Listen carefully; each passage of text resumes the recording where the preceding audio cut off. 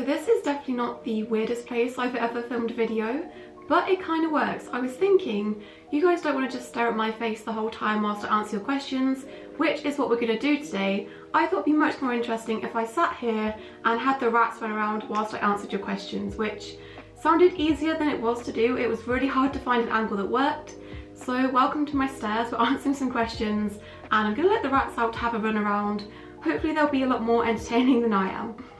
Hello. Hey babies. Okay, so the first question is, if you decided that you didn't want rats, mice anymore, would you rehome them? And the short answer to that is yes. I think it would be very wrong of me to suggest that, which it is something I do suggest to people. If they're not wanting to own them anymore, they do have to rehome them if they're not going to get more rats or mice if they have female mice, so it would be wrong of me to suggest that and not do it myself. But I think what I would do possibly in this situation, if I did ever decide I didn't want to own them, would be to get some rats, either foster or adopt them, with the preface of knowing that I wasn't going to own them forever, because I do understand it probably is very, very hard to rehome an animal that you're incredibly bonded to and you've got a really good bond with them. So I think in that situation I would get rats or mice that I knew weren't going to be with me forever, and then once my current rats or mice pass away, then rehome them to someone else that's going to be their forever home, if that makes sense. So I think it would be easier to do it that way than to have to give up one of these guys if I did decide not to own them. I think I would go out and foster or adopt them, knowing that I would have to give them up and possibly try not to get as bonded with them. If there was a spayed female rat or a neutered male mouse, would you add it to the group? Yes to a neutered male mouse, I'm open to the idea, but probably not to a spayed female rat. Someone asked how Humbug is doing. I was going to say he's doing okay. He's obviously not doing okay, but he was booked in to be neutered on the 20th, which was last Thursday. Unfortunately, that did get cancelled. I will have a whole video coming soon talking through it and obviously eventually getting him neutered, but he was supposed to be neutered on the 20th. That got cancelled because my vet injured herself, and I have booked him in with a separate vet that I've not used before, which does make me quite nervous, but it needs doing. That was the earliest appointment I could get with any vet, so he's being neutered next Wednesday. Similar to the first question is, do you think you'll ever stop having rats / when do you think you will? This is something, I'm not gonna lie, being completely transparent, I have thought about it sometimes. I don't know if I will always own rats. Obviously it's a lot of hard work. Having them having behavioural issues and then ultimately them passing away after just 2 years, it is a lot, and I can see why people get frustrated with it or they get disheartened and they decide that they don't want to own rats anymore. So definitely I'm not immune to feeling like that. There has been times where I've thought, do I want to carry on owning them? But for now I can't see that being anywhere in the near future. Possibly in the future if my life changes, I get more busy, or I just don't want to own rats anymore. It's definitely a possibility. If you could go back in time and change anything, what would it be? This is a very broad question. This could be applied to anything like historical and stop things like the dinosaurs going extinct, but I think talking like personally in terms of my life, I do kind of regret not listening to like my inner voice that was telling me that I would really like to be a veterinary nurse. And Whisper, get down, no, Whisper. Oh my gosh, he's like a Crumble part 2. It used to be Crumble I was telling off and now it's you. What was I saying? You've completely distracted me now. Anyway, yes, I would have liked to have gone and trained to be a vet nurse. Instead I did go to university and do zoology, which looking back, if you asked me if I'd do that again, I probably wouldn't do it again. But then if I didn't go to university, I probably wouldn't have started my YouTube channel, I wouldn't have met my boyfriend. So I think anything you would like to change in life does have a knock-on effect and would change a lot of other things which are good. So yes, I would have liked to Crumble, don't you dare. Yes, I would have liked to have possibly been a vet nurse, and I could go on and do that in the future, but I do kind of regret not doing that in the first place. So this is possibly the biggest question that I got asked the most when I ask for questions, and I get asked this all the time. I swear I've mentioned this in the past, maybe not on video, but maybe just in like a Q&A on Instagram, but the question I got so much during this is, would you get female rats?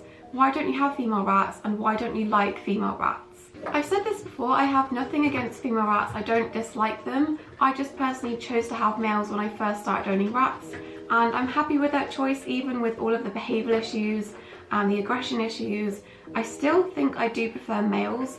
I just prefer the typical personality traits that come with them, and I'm just not interested in owning female rats. I don't know whether this question comes from people wanting me to have a separate cage with females and wanting me to have as many rats as possible and having male rats and female rats. Personally, I just don't have the time to have a separate cage and separate rats. That doesn't interest me. It's not something I want to do. I don't want female rats enough to want to have a second cage, and I don't really want to switch from having male rats to female rats.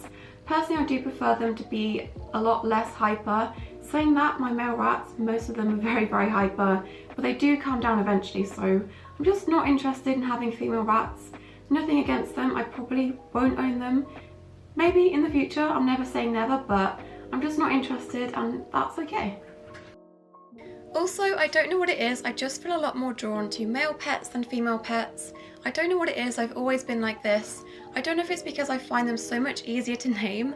I've got a much bigger list for male names than I do for female names, so maybe that's something to do with it, but I've always felt a lot more drawn to male pets, and I think that did definitely sway my decision to begin with.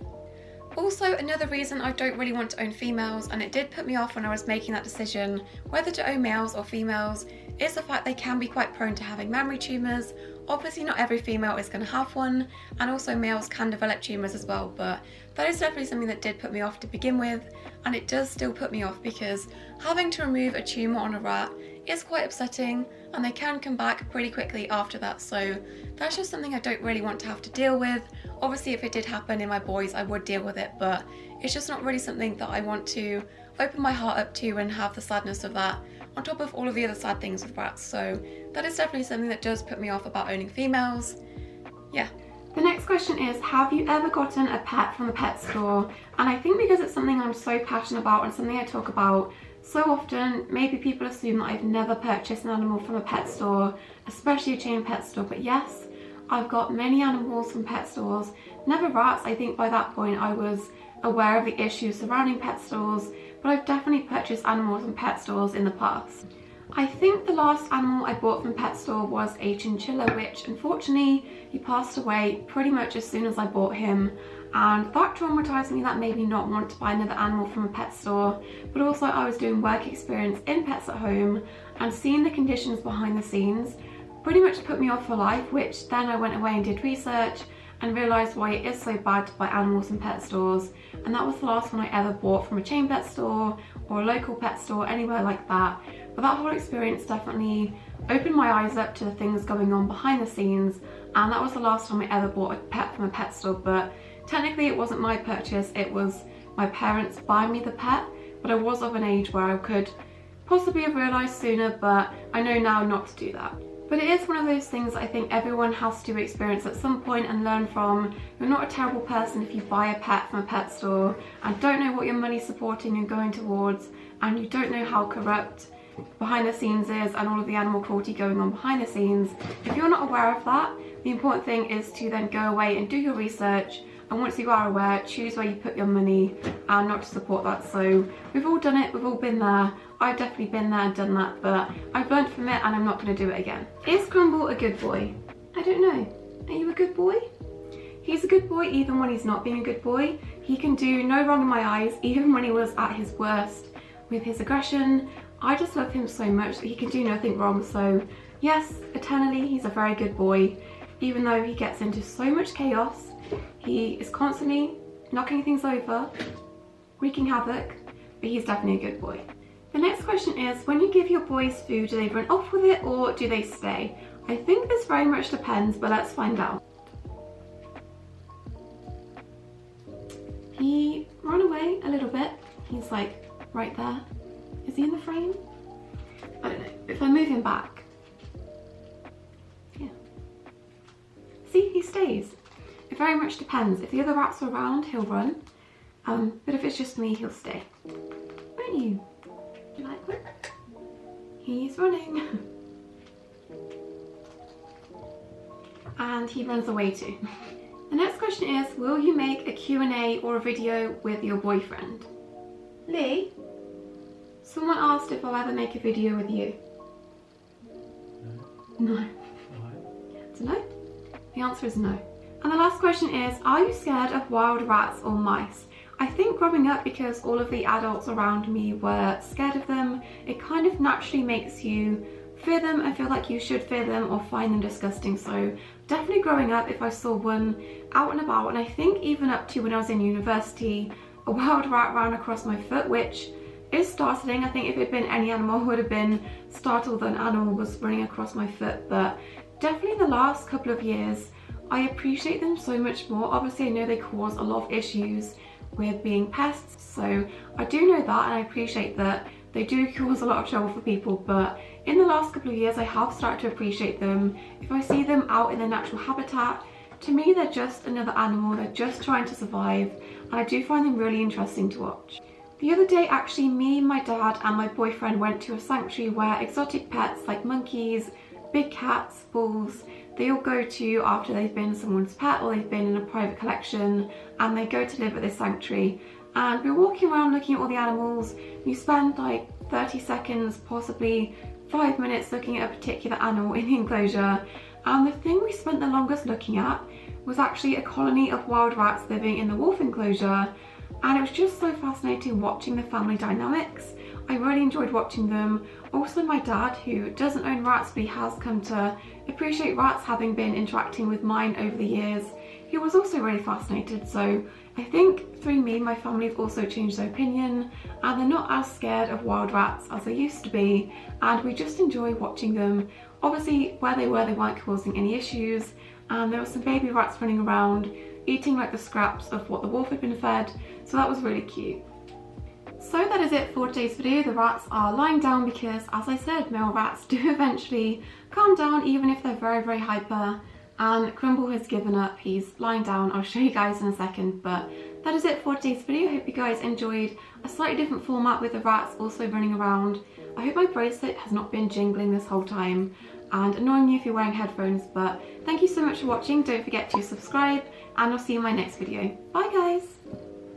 Say bye, Twixie. Crumble. Crumble. Hello. You tired? What are you boggling for?